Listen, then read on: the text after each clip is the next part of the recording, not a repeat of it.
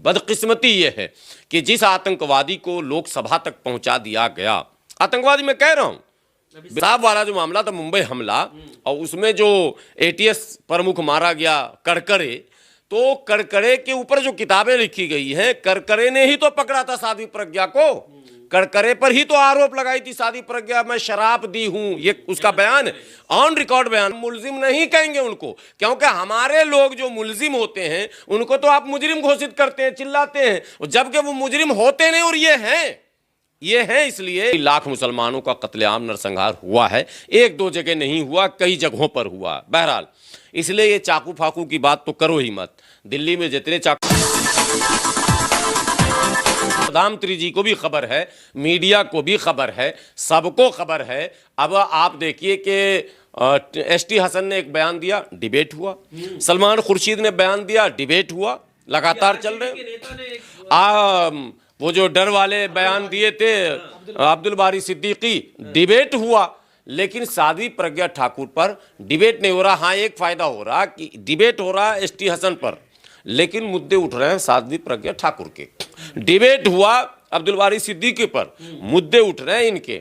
चूंकि पैनलिस्ट तो सब तरह के जाते हैं, हम लोग भी चले जाते हैं, तो नहीं गिराना उठाना तो अपनी जगह, लेकिन मुद्दे उठ रहे हैं। लेकिन मीडिया बाज़ाब्ता उस नाम पर डिबेट नहीं कराती है, ये दुर्भाग्य तो है। मीडिया से कोई शिकायत नहीं है, शिकायत सरकार से ये है कि प्रधानमंत्री देश का प्रधान है, देश का मालिक, अगर प्रधानमंत्री जी को ये खबर है कि दिल से माफ़ न करने वाली वही जो कैंसर का इलाज गौमूत्र से कर रही थी, वही जो पहले ही बम धमाके में जेल में रह चुकी है, वही जो भारत में हिंदू राष्ट्र का मतलब बता रही थी कि कोई भी मुस्लिम, क्रिश्चियन और सिख, बौद्ध कोई रहेगा ही नहीं, हिंदू धर्म को मानेगा तो रहेगा, नहीं तो नहीं रहेगा, वैसे को आपने टिकट दे दिया, जितवा दिया, और अब आप उसको रखे हुए हैं पार्टी में। ये इस बात का प्रमाण है कि कहीं ना कहीं से पर्दे के पीछे से आपकी भी इच्छा ये ज़रूर है कि ऐसे लोग हमारे दल में रहें। पहले साध्वी प्रज्ञा ठाकुर को एक संदेश दे दिया जाए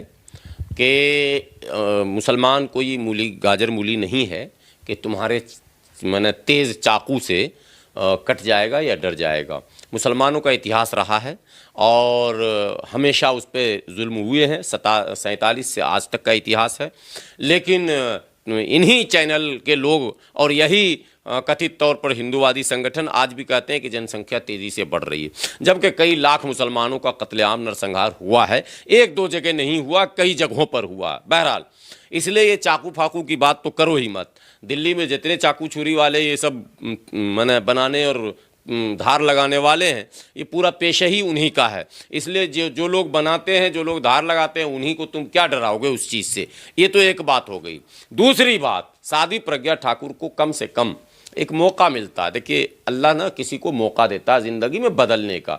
हम लोग भी आज जहाँ पर हैं कल वहाँ पर नहीं थे, कहीं और थे, हालात बदले, मौका मिला है।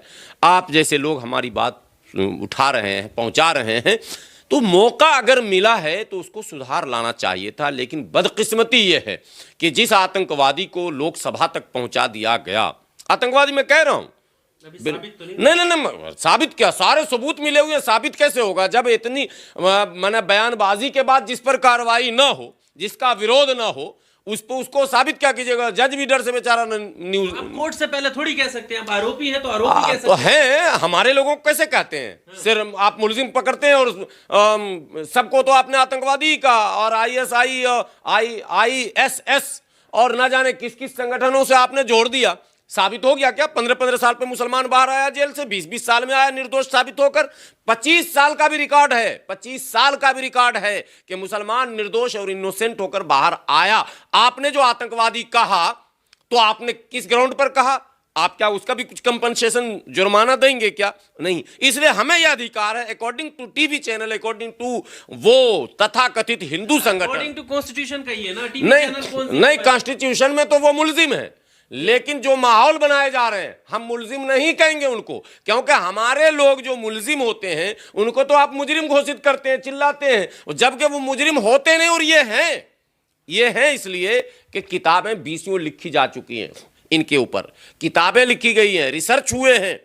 वो जो बम्बई कांड में वो जो मारा गया अफजल, क्या नाम था उसका, नहीं वो कसाब, कसाब वाला जो मामला था, मुंबई हमला, और उसमें जो एटीएस प्रमुख मारा गया करकरे, तो करकरे के ऊपर जो किताबें लिखी गई हैं, करकरे ने ही तो पकड़ा था साध्वी प्रज्ञा को, करकरे पर ही तो आरोप लगाई थी साध्वी प्रज्ञा, मैं शराब दी हूं, ये उसका बयान है, ऑन रिकॉर्ड बयान है कि मेरे शराब से वो मर गया।